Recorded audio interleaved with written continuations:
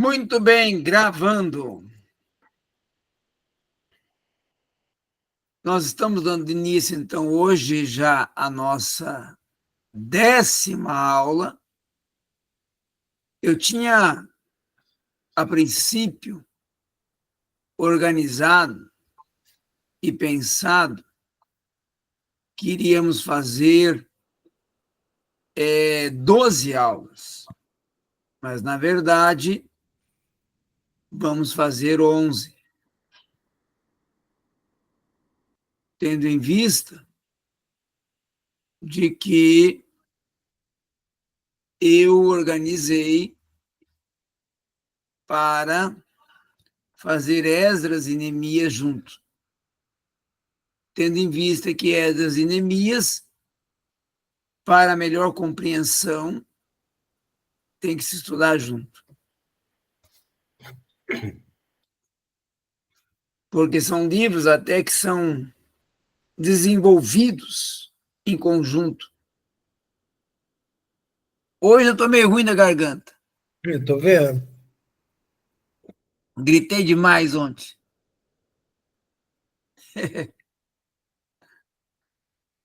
8 anos, né, sem ser campeão estadual, acaba gritando.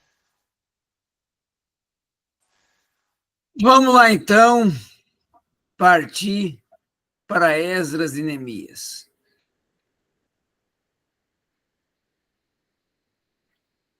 O livro de Esdras, não é?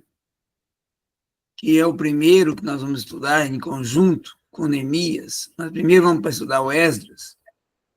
Ele é um livro de um grande significado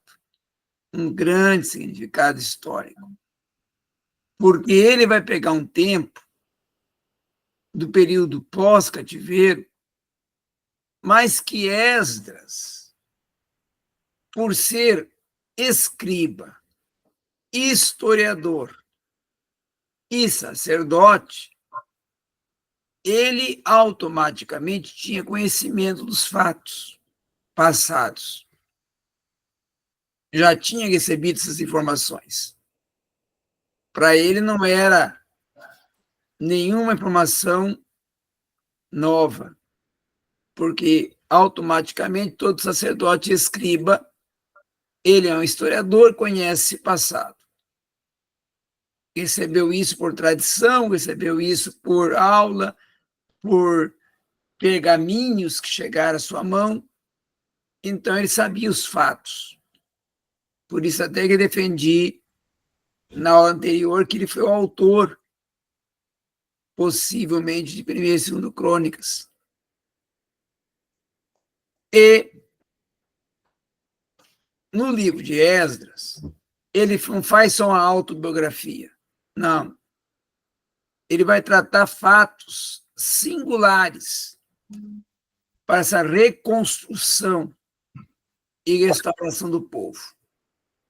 O povo que está chegando agora da Babilônia não tem moral, perdeu a moral na Babilônia, perdeu a vida espiritual na Babilônia, quebrou a aliança com Deus, muitos se tornaram idólatras.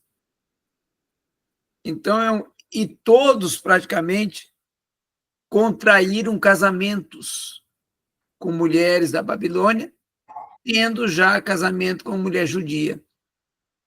Então, eram polígamos.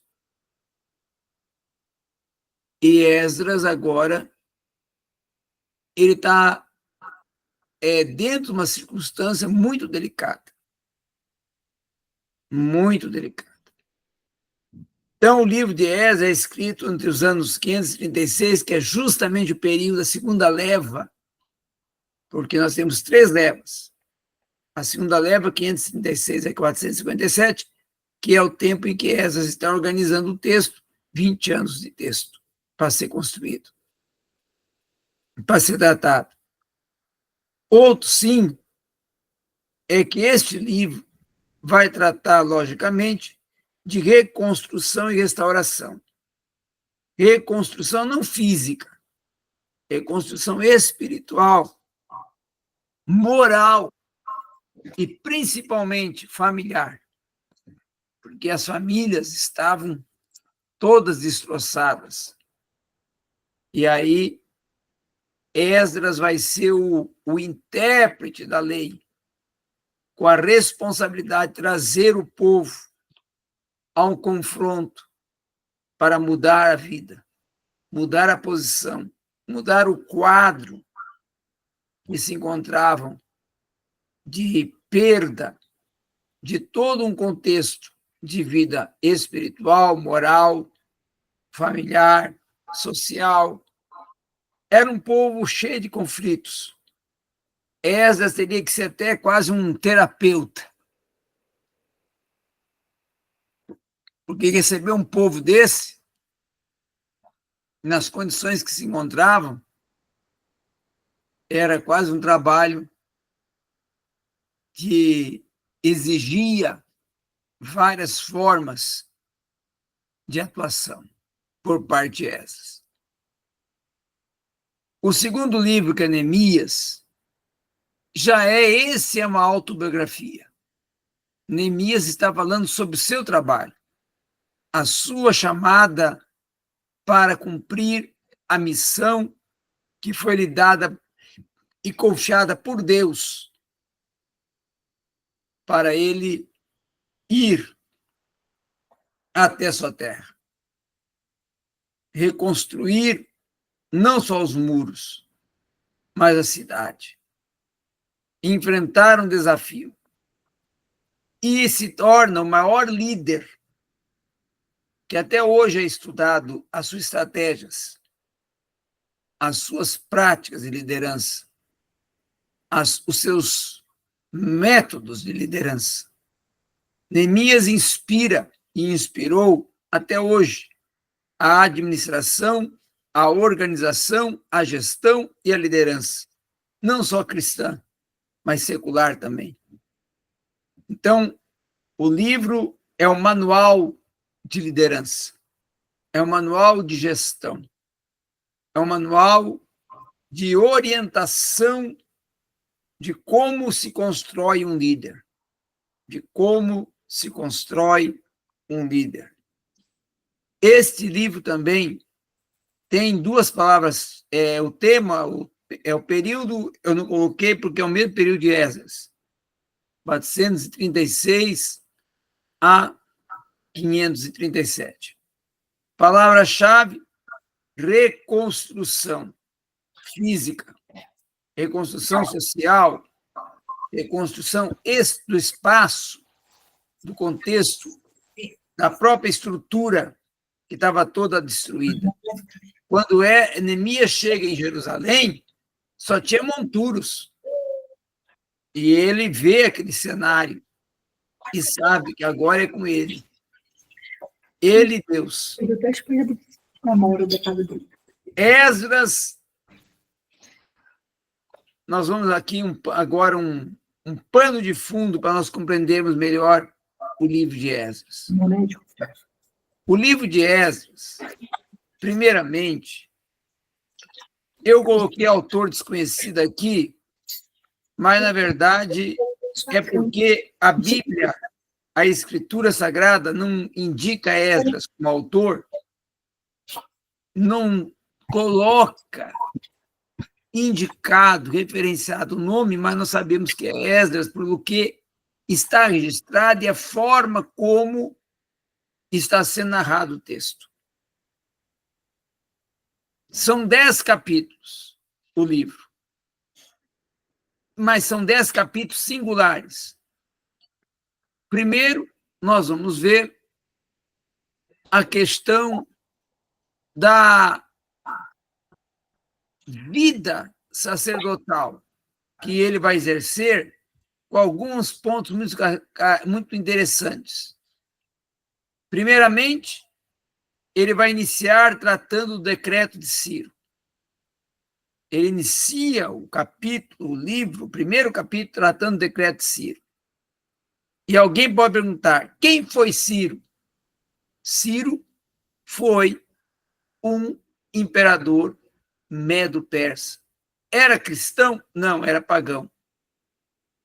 Mas por que Isaías declara que ele é o meu ungido? Justamente para indicar que Deus utilizou aquele homem, mesmo sendo pagão, com um propósito de trazer o povo, ou conceder ao povo a liberdade. Segundo, ele vai trabalhar narrando o retorno para Jerusalém do primeiro grupo. O primeiro grupo que retorna com quem? Com Zorobabel. Quem é Zorobabel? É o governador.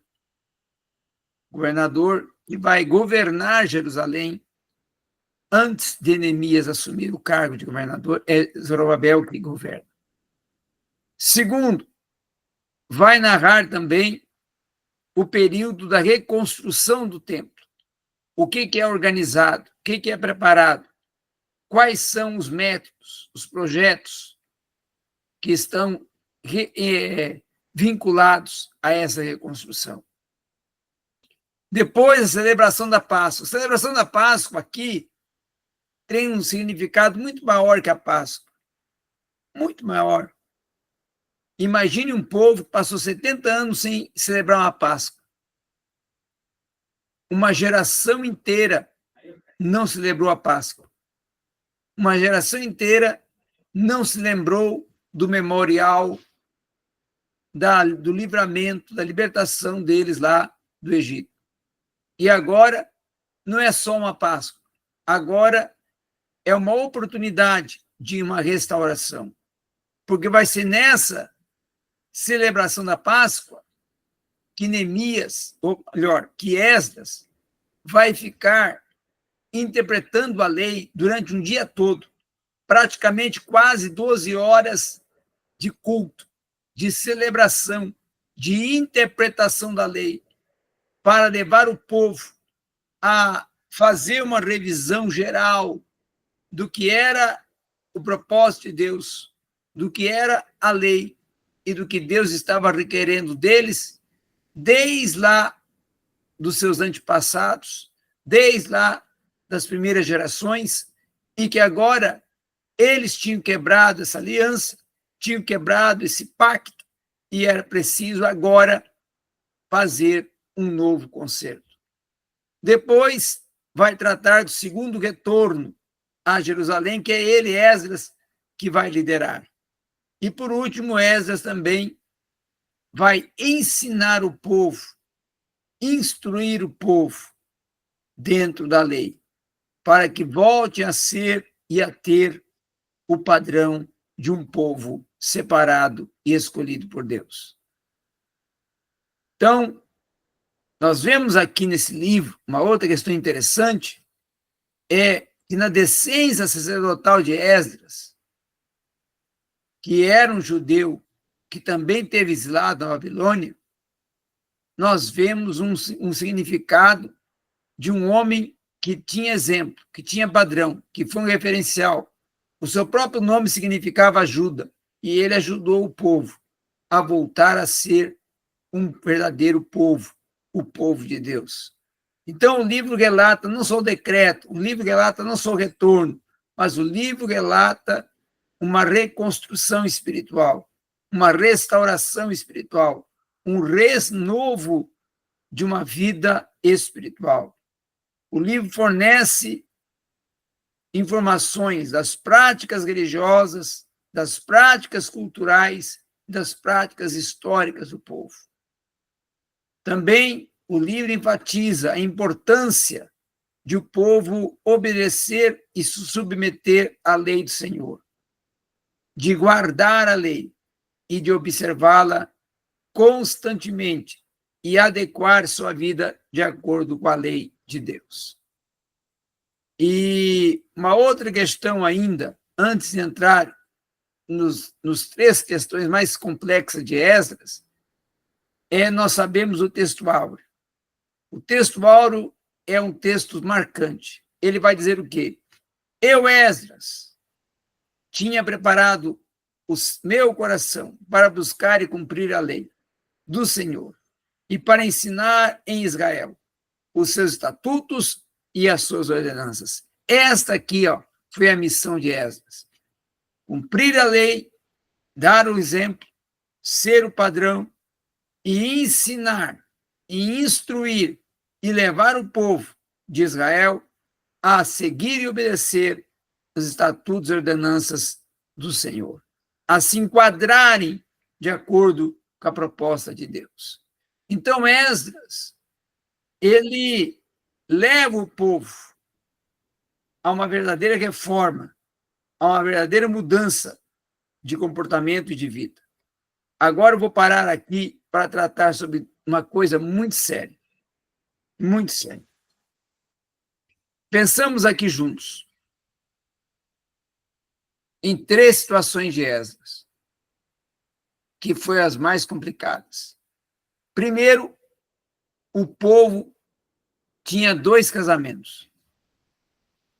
Grande parte dos homens estavam unidos a 2 mulheres, sendo elas uma que era, no caso, totalmente gentílica, babilônica e pagã, e a outra judia. A judia era a mulher do casamento. A pagã da Babilônia era amaziado, era o concubinato, não é? Era um casamento com mulher estrangeira. E aí Esdras interpreta a lei, ele se arrepende e confessa um pecado, mas e agora? E agora? Como vão fazer? Como vão agir? O que vão fazer com essas mulheres? E aí Esdras vai orientar, tanto elas como eles, sobre essa separação, esse despedir da mulher que uniram-se em pecado. Mas não pode separar e cortar o vínculo sem indenizar cada uma delas. E aí ele tratou que cada um indenizasse cada uma daquelas mulheres, né, para que elas voltassem para a sua terra com condições de reconstruir a vida e dar condição de criar o filho. Isso é muito complicado. Eu vivi isso. E vivi muito mais complicado que essas.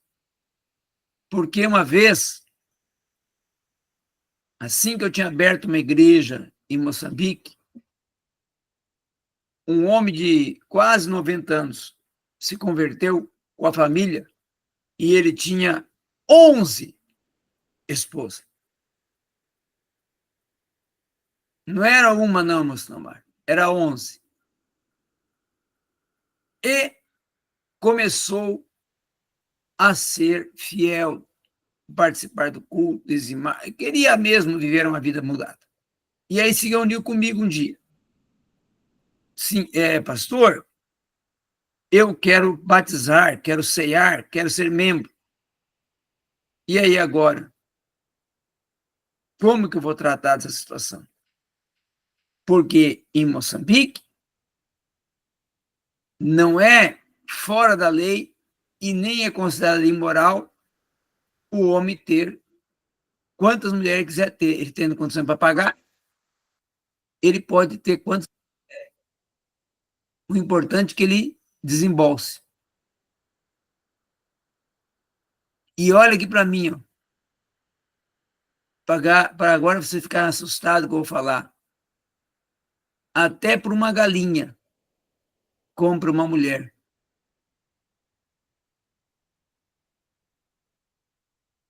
Vai lá na feiticeira, a feiticeira fala o sexo que está lá no ventre, se é uma mulher, ele já encomenda com a mãe. Ó, essa filha que está no ventre é minha. Quanto é que você quer por ela? Ah, eu quero um frango, eu quero um cabrito, eu quero não sei o que lá, tal, tá aqui. E aí, quando nasce, leva para ser criada pelas outras, até ela ficar em condições de realizar. Você entendeu como é que é a situação? E aí esse homem estava ali, com 11 mulheres, querendo batizar, querendo mudar de vida. O que o Danilo ia fazer? Então, ele compra, ele cria e depois vira esposa. Sim. O que o Danilo ia fazer? Para criar no costume dele. Tá? O que o Danilo ia resolver agora? Como que o Danilo ia resolver esse pepino? Aí, eu me... Irmão, é o seguinte. O seu país concorda, a sua cultura concorda, só que a Bíblia não concorda. E o senhor quer vir para a igreja, quer estar na igreja, membro, batizar, ceiar, aí tem que se adequar à Bíblia. A única solução fica com a mais antiga. E as outras? Vai indenizar uma por uma. Com terra, com criação, com condição para elas se estabelecerem, criar vida e ter vida com os filhos e dar uma liberdade para elas viverem sem nenhum compromisso mais contigo. E ele aceitou. E assim foi feito. E elas aceitaram de boa? E elas também aceitaram, fomos em cartório, resolvemos o assunto, e ele foi batizado nas águas e foi viver com a mulher mais velha. Ele tinha para mais de 60 filhos. Porque em Moçambique o homem é reprodutor. Meu Deus. O homem é reprodutor. Não é só em Moçambique, na África. O trabalho dele é reproduzir. A mulher faz o trabalho, ele só reproduz. Lá eles não fazem contracepção de filho. Não. A mulher lá trabalha e a função lá da mulher é 3. Reproduzir, cuidar dos filhos e cuidar da casa. Trabalhar. Ele, o que faz? Fica o dia inteiro. Cuida de uma chamba lá de um sítio, uma plantação que tiver, mas a nem cuida. Ou se não, fica em casa. Só se alimentando, porque ele é reprodutor. A função dele lá é essa. E falta homem lá? Não. Tem dia demais. Que cada um pega uma mulher. É porque, imagine, irmã Leila, que numa casa onde tem 11 mulheres, que nasce lá 60 filhos, quantas mulheres nasceu?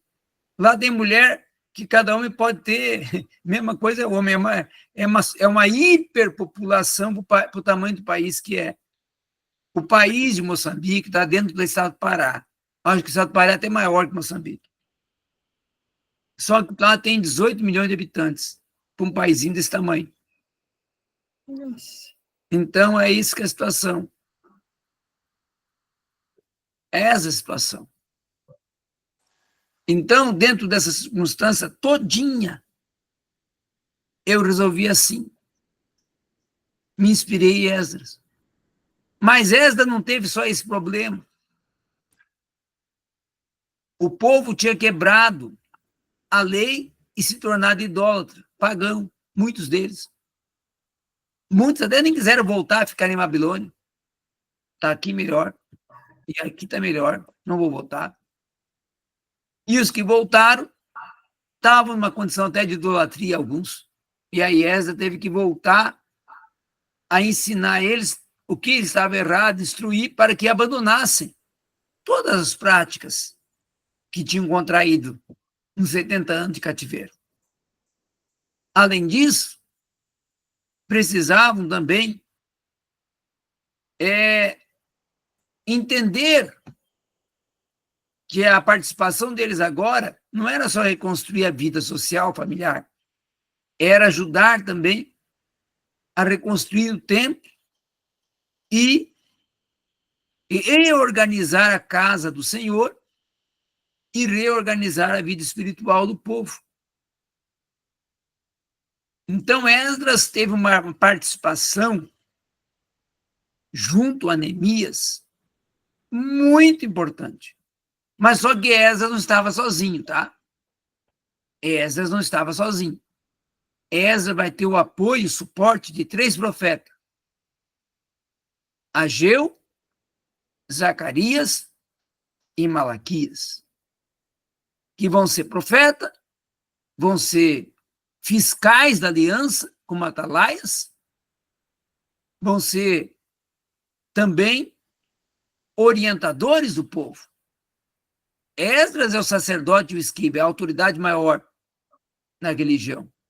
Mas o profeta tinha participação para transmitir a mensagem de Deus para o povo, cobrar o povo, exortar o povo, convocar o povo, como nós vemos Ageu, Zacarias e Malaquias assim fazendo.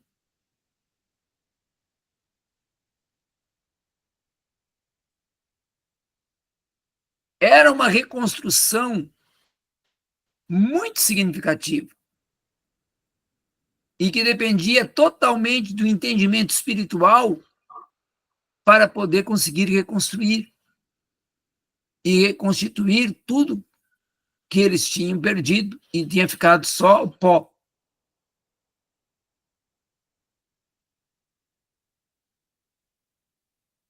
Então, o livro de Esdras tem um significado muito importante. E o terceiro agir de Esdras é aconselhar Neemias, né? Orientar Neemias como proceder em alguns momentos cruciais da liderança de Neemias. Que ele foi alvo e era alvo de adversários que não queriam que Jerusalém fosse restaurada. Não é? Agora, o próximo passo. Então, nós vemos aqui, já falei sobre esse passo aqui da lei e da leitura da lei, que é esse slide. Agora vamos para Neemias. O livro de Neemias, não é? Nós temos muitas coisas importantes. São 13 capítulos escritos por Neemias e Esdras, os 2 autores, escritos para os judeus e para instrução aos judeus, tratando de questões da reconstrução e restauração do muro, questões sociais, políticas, morais, espirituais, tendo um propósito de estimular o povo que havia voltado para continuar o trabalho que tanto Zorobabel como Esdras, Neemias começaram, não é? Vão trabalhar questões de liderança, de organização, de gestão. Vai ter duas divisões importantes desse livro. Primeiro, o regresso de Neemias à reconstrução do muro, isso do capítulo 1 até o capítulo 7, e depois nós vamos ver o regresso de Esdras e a reconstrução da comunidade, quando é lá do 7 até o 13, do 7 até o 10 de Esdras. Então, é nessa parte que o livro de Neemias vai de encontro a Esdras e o Esdras de encontro a Neemias. Neemias vai ser desafiado por Tobias, Sanbalate e Gósen, que se tornam opositores ferrenhos dele. E ele vence porque ele é um homem de uma ideia fixa e de uma posição fixa e um homem, acima de tudo, de oração, e ele vence a todas as investidas contrárias desses 3 homens que eram governadores de estados e de países distintos que queriam tomar conta de Jerusalém. E ele vai dizer que não vai se encontrar com eles, porque sabia que era uma armadilha. Ele descer até o Vale de Ono para ir se encontrar com eles, e ele vai dizer que não posso ir ao vosso encontro, porque não posso abandonar uma grande obra que estou fazendo. Então, não vou descer.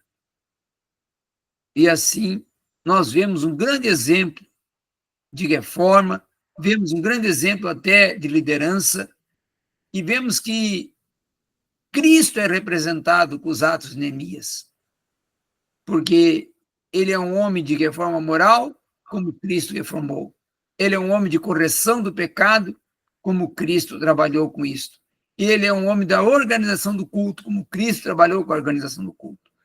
Então, nós vemos 3 ações que Neemias pratica, que se torna um tipo, ou uma alegoria, ou uma exemplificação da ação de Cristo. Ainda antes de entrar na liderança de Neemias e tirar ali as lições de liderança, vamos ver a parte histórica que Neemias está envolvido, só para vocês compreenderem a dimensão desse livro. Primeiro, o livro começa a tratar de um acontecimento que está em 605 a.C., quando é a primeira investida de Nabucodonosor. A primeira investida de Nabucodonosor é em 605 a.C. Tá? Depois, a segunda invasão e deportação. Na primeira invasão, quem que é levado? Daniel e seus companheiros. E mais, praticamente, uma grande quantidade de homens que são levados, não é? Na segunda invasão e deportação, quem que vai? Ezequiel, o profeta. Porque Ezequiel vai ficar lá aos pés ou às margens do rio Quebar. Às margens do rio Quebar ficam os escravos. Todo o povo de Israel ficou cativo, morando aonde? Às margens do rio Quebar, de frente ao canal denominado Nembu-Cabiru. E neste local morava Ezequiel, porque Ezequiel ficou habitando em meio ao povo, e Daniel e seus companheiros no palácio. Não é? Daniel e seus companheiros tornaram-se até sábios mais tarde, mas entraram para ser eunucos e depois tornaram-se sábios. Em 538, aproximadamente, 50.000 pessoas vão retornar com Zorobabel na primeira volta de Jerusalém, ou melhor, de Babilônia para Jerusalém. A primeira leva, o primeiro regresso, 50.000 homens. O segundo regresso é para a reconstrução do templo, porque Neemias vem, faz um trabalho de reconstrução do muro e volta para o palácio, para terminar seu serviço no palácio. E, nesse período que ele está no palácio, Zorobabel, fim dos seus dias. E aí é que Artaxerxes vai enviar Neemias para ser o governador agora de Jerusalém e ter a responsabilidade de construir o muro. Então tem esse período de intervalo. Nesse período de intervalo, só está Zorobabel e Esdras, porque Neemias retornou ao palácio. Depois Neemias volta para reconstruir o templo e é o governador, e vai assumir o governo, vai se tornar o governador de Jerusalém. Então, 520 a 515 a.C., ocorre uma retomada de Neemias para a sua atividade agora como governador e como reconstrutor do templo. E em 444, Neemias conclui a sua missão e volta para agora o palácio, tá? Nós vemos também, baixando aqui, ou melhor, levantando, que na segunda deportação é 10 mil homens. Então, 50 mais 10, 60 mil homens entre a primeira e a segunda parte do exílio. Ciro invade a Babilônia, conquista e proclama a libertação. Isso ocorre em 448, ou 538. Então, 530 e 520 é a interrupção da construção do templo, porque Neemias está no palácio. E depois ele volta para se tornar governador e reconstruir o templo. E 557, ele regressa com aproximadamente 1.800 pessoas, não é? Para a reconstrução do templo e para se tornar governador e para também concluir a tarefa que tinha lhe sido confiada. Perguntas até aqui?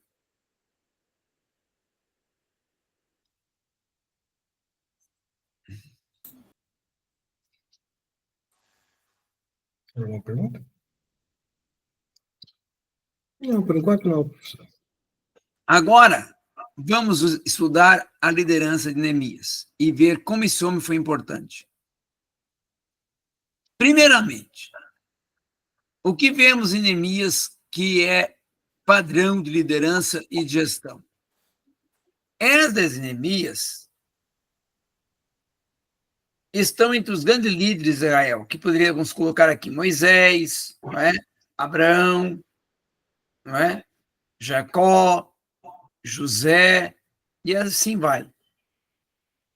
Mas a liderança de Esdras e Neemias, ela é muito mais influenciadora que a de Moisés. E até que a dos reis, como Davi, como Asa, como Josafá, dos reis bons, né? Por quê? Porque a liderança de Esdras e Neemias, elas foram marcadas por ação, eles eram proativos, eram homens de coragem, eram homens de oração, eram homens de convicção, de estudo, e por isso tinham muito boas estratégias, eram homens de humildade e eram homens de generosidade. Isso são marcas importantes para se qualificar e para se indicar um líder. Agora, vejamos a liderança de Neemias, como é que ela se materializou. Primeiro, ele animava o povo. O povo que não tinha nenhum ânimo. O povo que não queria saber mais nada.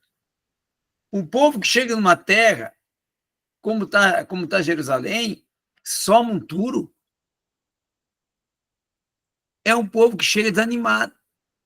É um povo que chega pensando, nossa, larguei Babilônia, lá eu tinha casa, tinha bens, tinha comida, e agora estou chegando num lugar para reconstruir que só tem pó. Então a minha terra voltou a ser o quê? Nada. E eu sou o que vou ter que reconstruir isso aqui? Mas o pecado, quem praticou e foi vivenciado, foi meus pais, meus antepassados.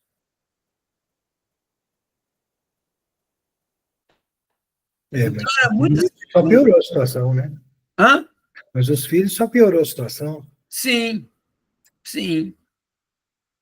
Então, havia muitas questões, questionamentos, perguntas, murmurações. Depois, atribuir responsabilidade, dividir as responsabilidades, as funções, as atividades de cada um deles, concernente a cada atividade que teria que cumprir para a reconstrução da cidade. E lembrando que a cidade tinha 10 portas, 10 entradas, e eles teriam que organizar a cidade de uma forma que todas essas portas tivessem muros de proteção contra os inimigos. Além disso, de delegar as tarefas, de organizar as responsabilidades, ele participava junto da obra. Ele era o líder que estava junto com o povo. Ele não era só aquele que mandava.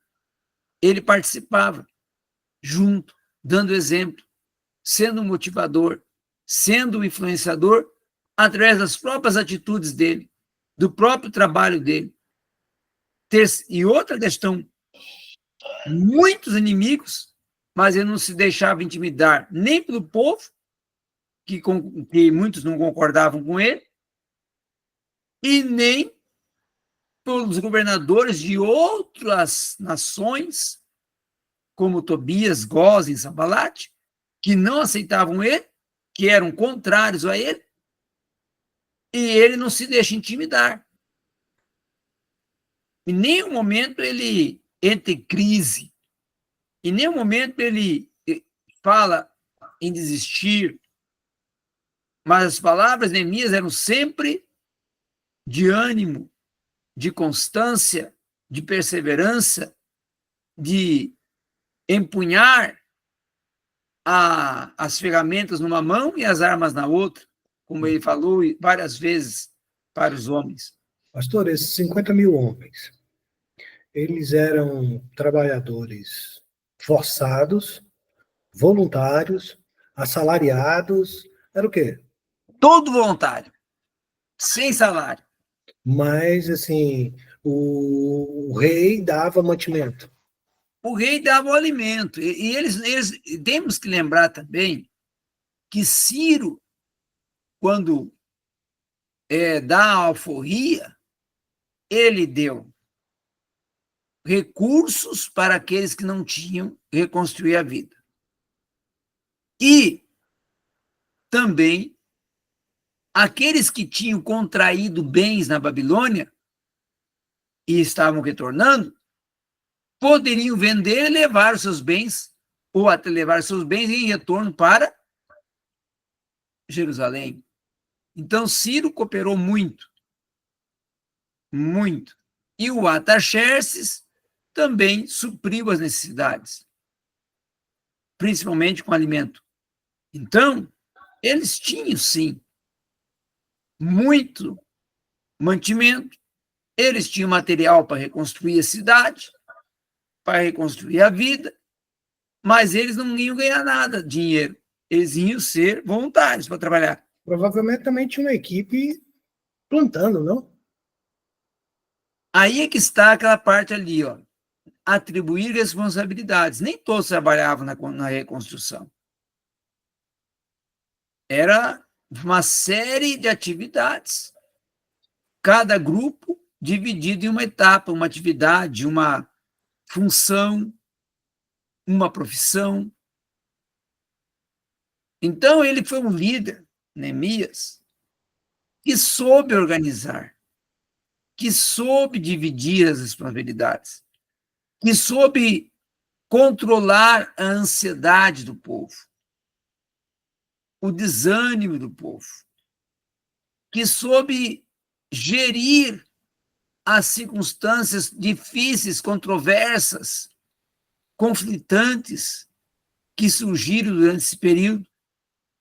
Os grandes desafios ele soube enfrentar enquanto líder. O segredo dele, claro, relação com Deus, muito forte. Também era um homem de coragem. E terceiro, era um homem de oração. Uma das maiores marcas da vida de Neemias era oração. Um homem que sabia que a oração era a chave para ele conseguir realizar a missão que lhe tinha sido confiada. Mas, claro, era um homem experiente nas estratégias. era um homem dedicado, era um homem que sabia o que fazia e não tomava atitudes precipitadas. Era um homem comedido, não é? Então, nós vamos ver aqui que a oração dele era marcada por confiança em Deus. Vejamos aqui a oração de Neemias, que é narrada por Esdras. Esdras narra uma oração de Neemias que é marcante. Olha aqui. Porque tive vergonha de pedir ao rei exército e cavaleiros para nos defenderem do inimigo pelo caminho. Porquanto tínhamos falado ao rei, dizendo: a mão do nosso Deus é sobre todos que o buscam, para o bem deles, mas o seu poder e a sua ira é contra todos os que o deixam. Nós, pois, jejuamos e pedimos isto ao nosso Deus, e ele moveu-se pelas nossas orações. Então, olha aqui a questão. Ele chegou para o rei, e o rei certamente falou assim: Neemias, quantos homens você precisa para a tua segurança? Quantos homens, soldados, guerreiros precisa para te acompanhar? Aí ele dá uma de, né, homem de fé e coragem. Hã? Não. O Senhor, nosso Deus, é com aqueles que o confiam, com aqueles que o buscam. Ele livra, ele guarda. Mas, irmão Sinomar, irmã Leila, é muito fácil falar isso, né? Se não tiver comunhão realmente, né? Mas sabia ele que para chegar em Jerusalém, ele ia enfrentar exércitos. Ele ia enfrentar reinos. Ele ia passar por reinos, né? E passar por reinos. Sozinho, com os homens só e sem armas. E sem ser guerreiros, soldados, militares. Então, foi a hora de confiar plenamente. Eu falei, agora é a hora de provar. É a hora de mostrar realmente que eu tenho essa fé. Um outro ponto. Esdras, que também era um homem companheiro de Neemias, já tinha mostrado para Artaxerxes que ele era um homem de intimidade com Deus, então não podia agora cair a reputação dele perante o rei. Então, tanto ele como Esdras tinham que se manter agora numa vida espiritual que condizesse para que os inimigos não prevalecessem, não alcançassem os seus objetivos e não fossem eles derrotados em nenhum momento. Né? Humildemente também, nós vamos ver que ele pediu a Deus a proteção e deu essa proteção de Deus. Deus foi com ele em todo o tempo. Deus foi com ele em todo o tempo. Né? Isso é muito marcante, é muito significativo.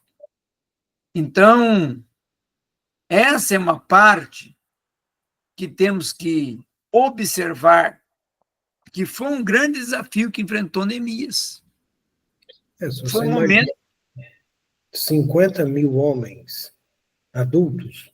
Sim, não só homens. Homens, mulheres e crianças, e jovens. 50 mil homens, e cada um tinha pelo menos uma esposa, provavelmente filhos. Estamos falando aí de uns 150 mil pessoas. E ele administrando tudo isso sozinho.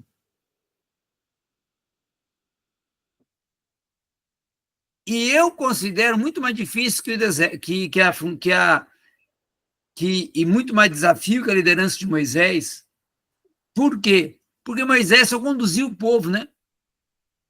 Ele administrou o povo para o povo reconstruir uma cidade e tornar ela uma nação e tornar ela um padrão de social, econômico, E, além disso, junto com Esdras, principalmente agora colocando Esdras em destaque, recuperar a moral, recuperar a vida espiritual, social, familiar do povo que estava totalmente destruída.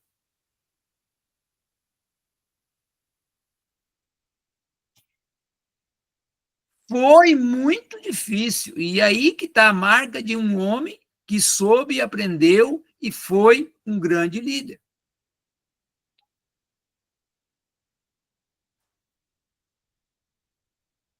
Aprender o que é uma liderança. Não é? Aprender o que é uma liderança. Ah, uma outra questão também, para nós concluirmos, aqui eu escrevi. O grande líder entende que a obra do Senhor é contínua. Ele aprendeu isso. Sabia que um dia ele não ia estar presente, mas ele tinha que deixar um legado e deixar homens e mulheres prontas para dar continuidade. Então, ele formou outros líderes. Ele formou outros líderes. Porque quando ele voltou para a casa do rei, voltou para o palácio, ele deixou outros para andarem e darem continuidade às reformas, às atividades e tudo que tinha para ser feito no prosseguimento, após Neemias. E no capítulo 13, Neemias faz um apêndice, uma conclusão, um fechamento do livro, falando o quê? Falando das informações e registrando as informações que deram origem a todos os escritos dele, de porquê que ele foi a Jerusalém, de porquê ele cumpriu essa lei, porquê ele cumpriu essa responsabilidade, porquê ele cumpriu esse estatuto. E aí, depois que tudo que ele fez, ele encerra dizendo, olha, esse documento, essa tarefa, essa missão, essa responsabilidade, tudo que eu fiz, eu registrei. Fiz uma ata, fiz um relatório, e foi assinada pelos príncipes, pelos levitas, sacerdotes, e depois foi registrado e selado. Então, tudo está documentado.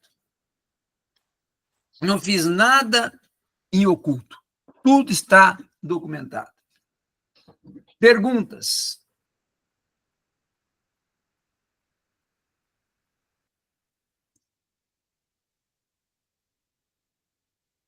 Sobre Esdras e Neemias. Enquanto vocês pensam a pergunta, eu vou ali rapidinho e já volto. Eu estou aqui para explodir.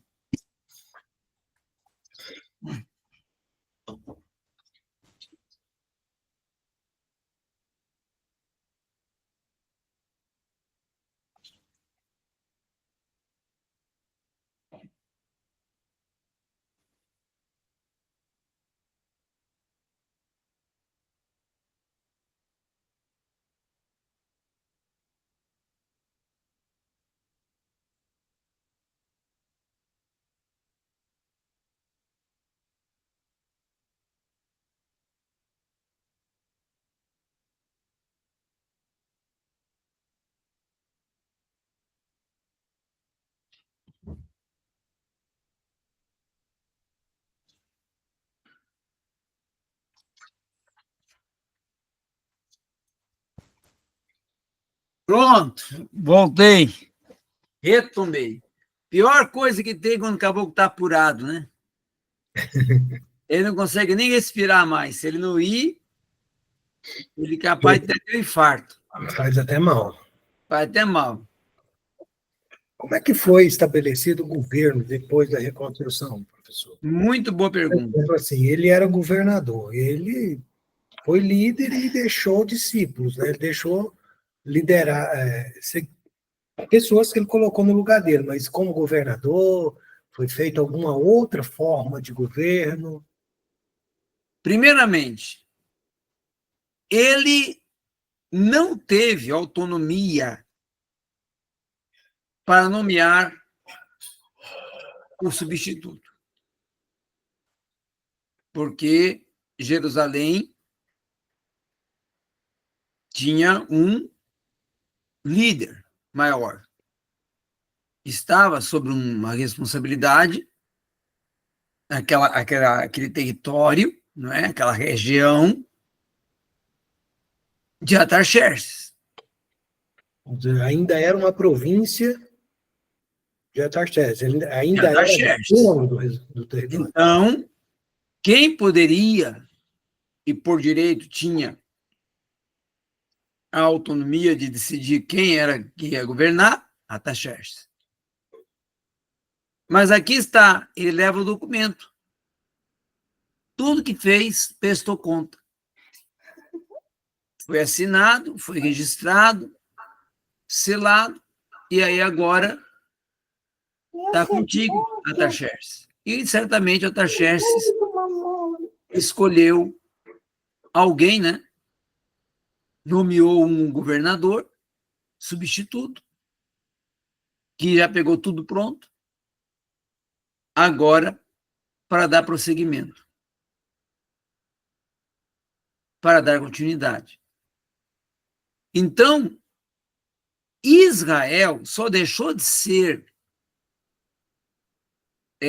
província, na verdade, ter liberdade, no século XIX.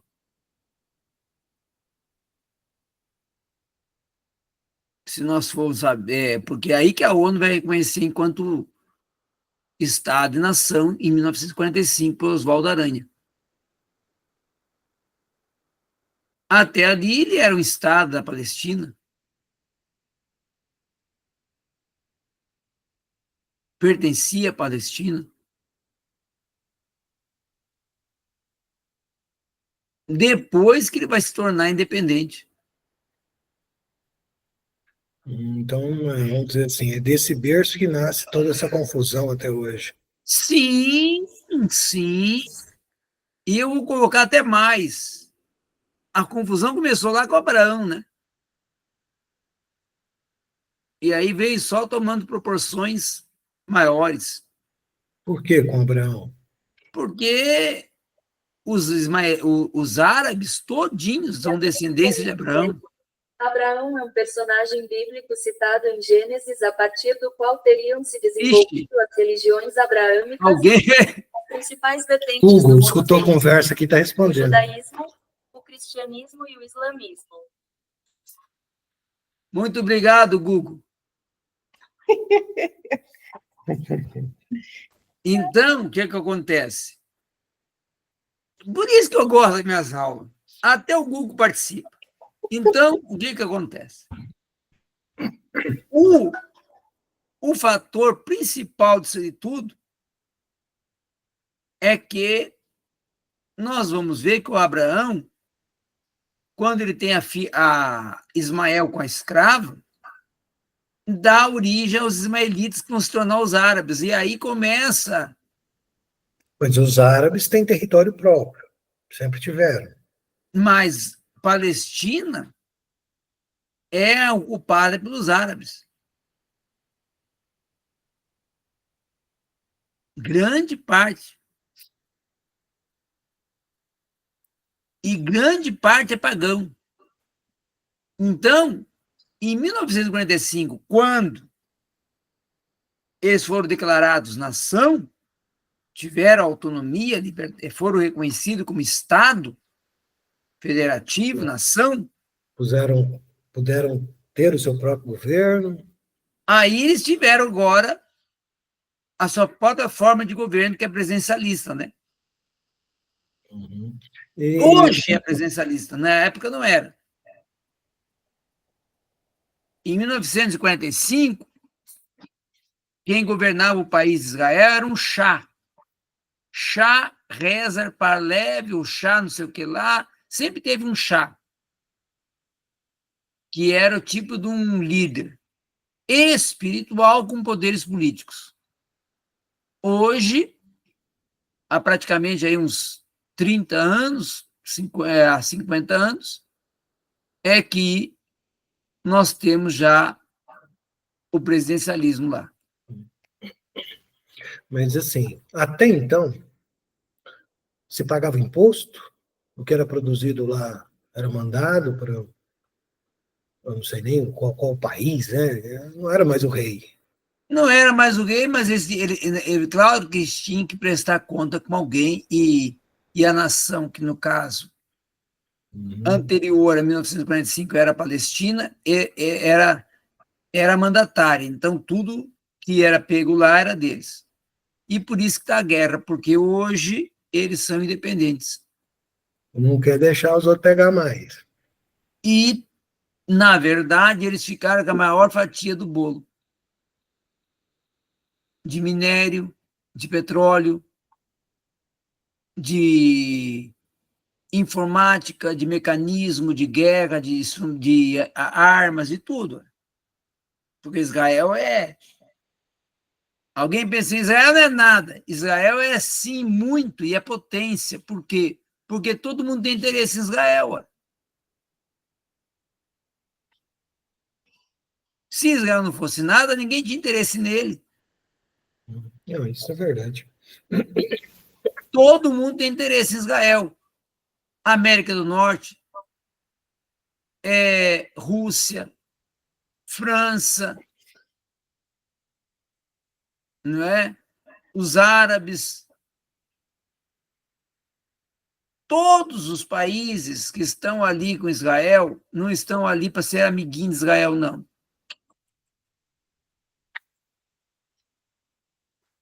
Não pensemos nós que Estados Unidos é o homem bonzinho, amiguinho de Israel, que não é, não. É Nunca interesse. ninguém. Interesse. Todos têm interesse. É muito, muito, muito, muito rico o país, com muitos bens. Vê na Bíblia o retorno, a retomada, a reconstrução, fica muito vago essa questão de emancipação, né? Sim, Ou seja, voltou o povo para lá, mas voltou para. Vai consertar aquilo lá que é meu. Vai valorizar aquilo lá que também. Vai defender aquilo lá que é meu. Que estava jogado também, né? Antes dos antes vai de voltar, estava solto, estava sem dono. sim, é uma reconstituição, se nós pensarmos, de um espaço social, Eu estou vendo político. a bondade do rei, ele libertou, ele financiou, ele ajudou, ele. Nossa, que rei bonzinho. Não, não é bem assim, não. Ele libertou, foi usado por Deus, tudo bem.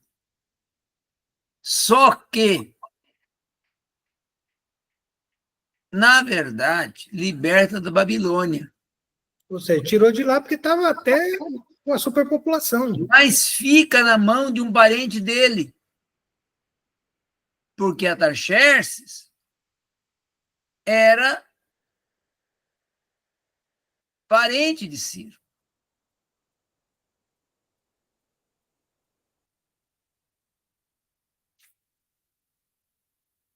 Porque assim como Ciro era persa, Artaxerxes era persa.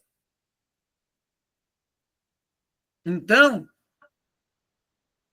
não deixou de estar na mão deles. Só mudou de dono, ou de líder, ou de rei. Geografia. Só mudou de rei. E, na verdade, hoje é potência, mas até se tornar o que é hoje,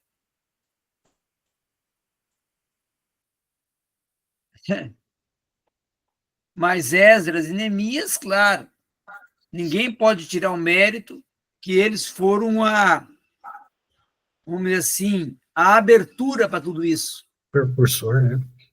A abertura começou com eles, né? A abertura começou com eles.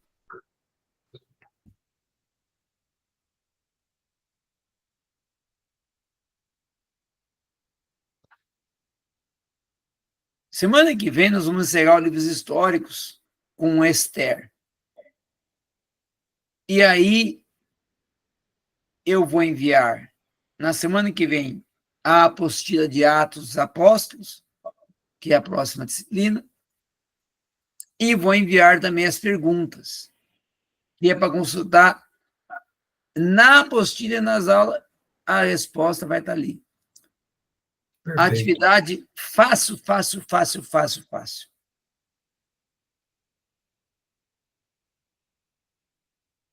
Amém? Amém. Vamos encerrar hoje com quem orando? Hoje os dois estão bons. Pois é, ué. Então vamos orar. Agradecer pela saúde. Isso mesmo. Soberano Deus, Pai querido, te louvamos, ó Pai amado, por toda a tua graça, bondade, misericórdia para conosco, Pai. Obrigado, Senhor, por ter restaurado a nossa saúde, restaurado, Senhor, Pai amado, as nossas forças, Pai querido, para continuar te buscando e te adorando, Pai.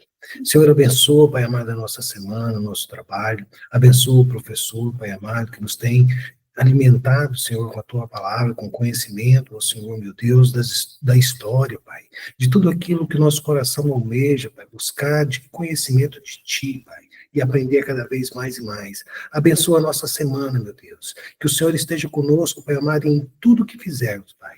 Em nome de Jesus te damos graça, Senhor. Amém. Amém.